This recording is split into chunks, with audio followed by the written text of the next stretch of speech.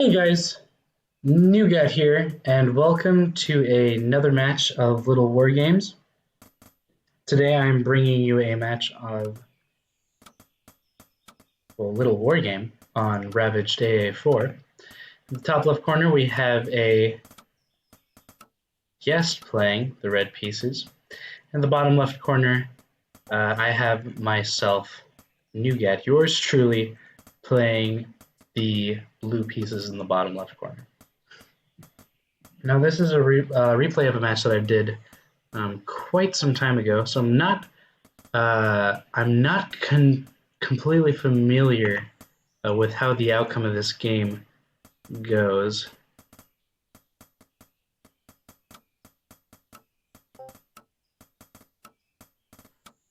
So this will be really interesting to see how this game goes. It looks like at this point I've played a couple games with this opponent, and I think I'm trying to give some tips on how to play better with this person. But it'll be really interesting to see how this game goes. Looks like at this point my opponent is going for the standard house into castle.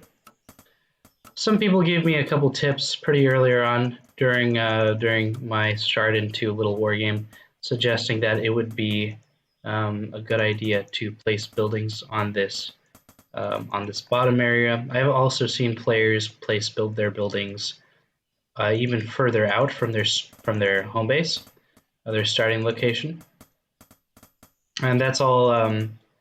That's all to make sure that. It's all to make sure that you have a good defensive position in case of any proxies or any cheeses. So that's what that is there for.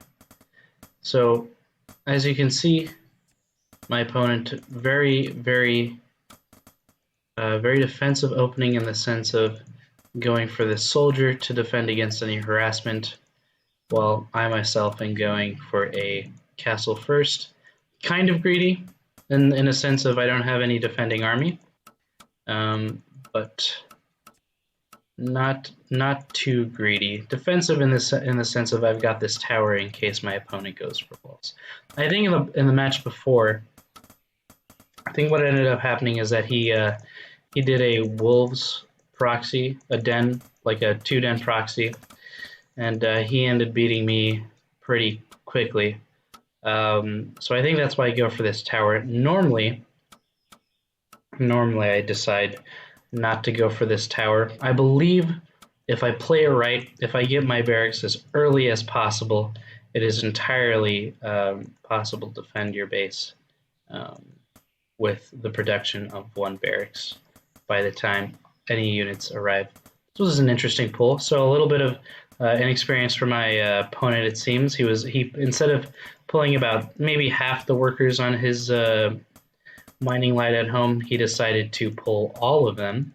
I think for myself, I haven't pulled any at this point, so mistakes being done on both sides, I guess you could say. For myself, going straight into worker production, going straight into production of the barracks. So I'm getting some more barracks. I'm getting some archers. I'm also sending this unit out to scout and see what my opponent is up to. I think this is a good play in the sense of it's not even 4 minutes yet. We're 4 minutes and 30 seconds. Usually at this point you've got some semblance of an army going on, and like especially wolves or beast play usually has some sort of army being created. So this is exciting. I wonder how much APM is being used on this here. So for myself, I'm producing at home. I'm making a big deal of producing. So for instance, I see that my opponent has a lot of these soldiers, right? And each soldier is what? It's 85 resources. So what is 85 times 5? I'm not quite sure of the answer, but if you know, go ahead and leave that in the comments. 85 times 5. don't do math in a video because then people will see if you're dumb or not. But that is not math that I have at my disposal. But it should be more than plenty to get another base. It should be more than plenty to get some static defense or whatever. And so what I basically discern at this point is that my opponent is not ready to move out. He is still assembling an army at home, and I think I can play this a little bit greedy and go for a third base. At this point, I'm transferring workers already. My third base castle will be done by the time those workers get there, and it should be good. At this point, I also decide to go into tech, so I make a Mage's Guild on the bottom of this base, trying to keep it a little bit of a secret of what I'm tagging into, but not too much of a secret. I think one thing that I can definitely praise about my opponent is that he is doing a very good job of keeping his resources low. I thought he was a little bit inexperienced. He's obviously not as inexperienced as I thought, but keeping his resources low is definitely something that he's been doing pretty well. Let's go ahead and see. We've got some harassment going on. Looks like my soldier that was on idle decided to auto attack those that clump of units, and as a result got himself killed. Go ahead and respond to this text message that I'm getting right now. Here, let me see.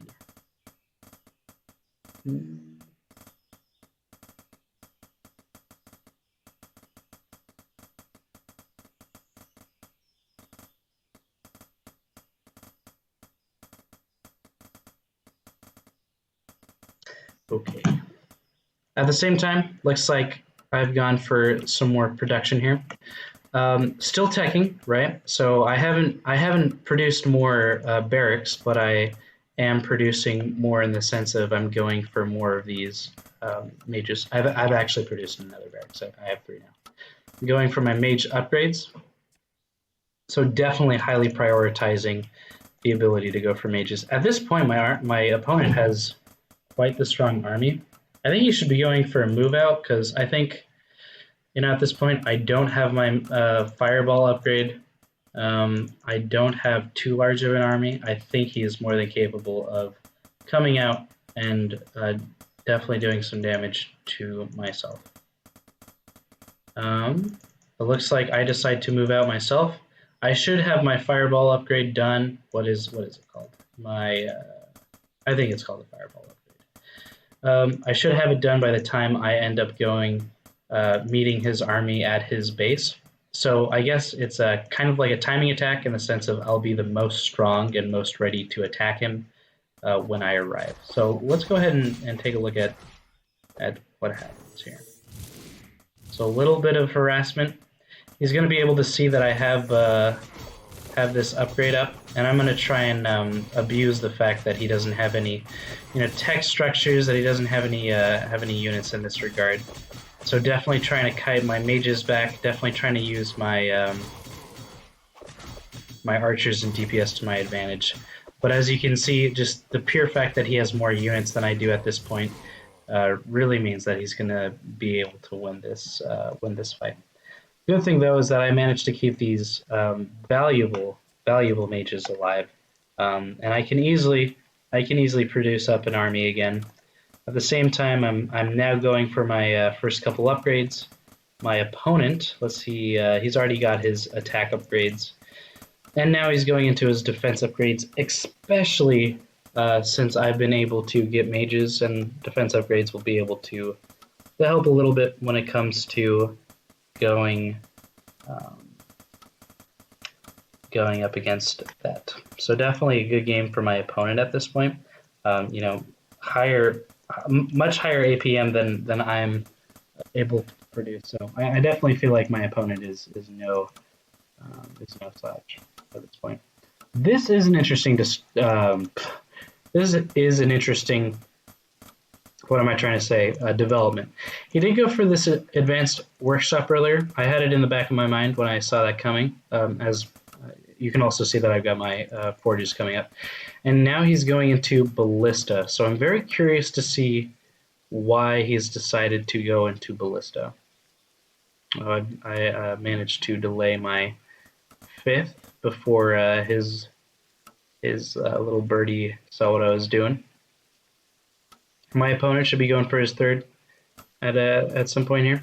I'm very curious what this ballista is for. I haven't showed any air units at all, and I think he decides to go for a ballista. It's very curious. I'm not quite sure what it's for, but it's very curious. At this point, I've been able to accumulate another army. So I want to use my production to my benefit and really try and take a fight to beat his army here. As you can see, I should probably be retreating from this fight since the moment I started it. Like his force is definitely outnumbered mine, and as you can see from this point on, I am very much trying to retreat. The good thing is though that I have plenty of production on Q, and that my production is being queued to the center of the map where those units will be useful in defending. And I like the idea of getting this castle at this point of the game because I know that I'm ahead of my opponent. I'm going to send this army to check to make sure that I'm ahead of my opponent, but I'm very confident that my opponent is still on 2 or 3 bases and that I will be able to use this area as a launching attack against my opponent. So this is going to be pretty interesting. Looks like the guest decides to divert his army towards this area of the map where he should be able to see. Let's go ahead and see. Well, he should be able to see that this mine is working. He also knows that my 4th base here is mining as well, and he's probably going to try and use his information to destroy that. At this point, I think I have found out that his army is here because I decided to divert some forces over. At the same time, I use my army here to harass his 3rd and basically try and do the same damage that he's doing to me. I go for another base, so constantly trying to reduce, constantly trying to keep my money low, which is really hard for me to do at this point because I've got like 1,000 money, and I'm just trying to build as much as I can and really force my opponent to lose as many resources as possible without being able to replenish them, right? And so that's why I get these towers. That's why I try and get more castles than my opponent can. And at this point, he's going to end up losing this army, and I've already got this army that's at his base.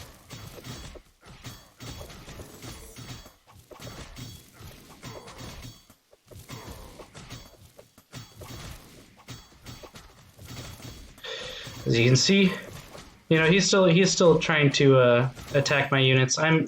I'm perfectly fine with I don't know, even losing this base I'm perfectly fine with. I know that I have more bases than he does. I know that I'm stronger economically at this point. Let's go ahead and look at the income. That's right. So at this point, the guest, he's got 1,000 income coming in, and I've got more than 1,000 income coming in per minute than he's able to produce. So I'm definitely economically, as I said, in a great position. For him, getting a 3rd base is definitely the priority. I much rather would have wanted to see him get a 3rd base or a 4th base. Having a base here and then having a 4th base location right below his main base would have been very wise. Also, like earlier in the game when he decided to go for these ballista, that was really interesting. I don't know why. This is an interesting choice. My opponent decides to move out against me, and I have an army here to face his, so definitely okay with doing that. Let's go ahead and look at the production. We're both going for upgrades. I'm trying to get my mages back online. I think I lost a couple in a couple engagements, so at this point I'm producing 6 mages. I'll end up producing about 9 mages total, but very, very deathball-y comp happening right now. I think at this point, this army should be strong enough where I can definitely take a head-on assault, especially against these archers once they start getting clumped, and the mages doing their job, doing that damage. Again, more army. I'm curious to see how much production I have. So how many? So I have 9 barracks at this point. I've got 2 forges producing upgrades, priest. I've got my ranged upgrades going on, and I'm on 6 bases. So very healthy economic stance at this point. And you know, for my opponent, he's losing his worker line at this point. He's lost all of his mining on his first base. It's very desperate zone. Oh yeah, I'm also raiding his third base, so very desperate for my opponent. Very sad state.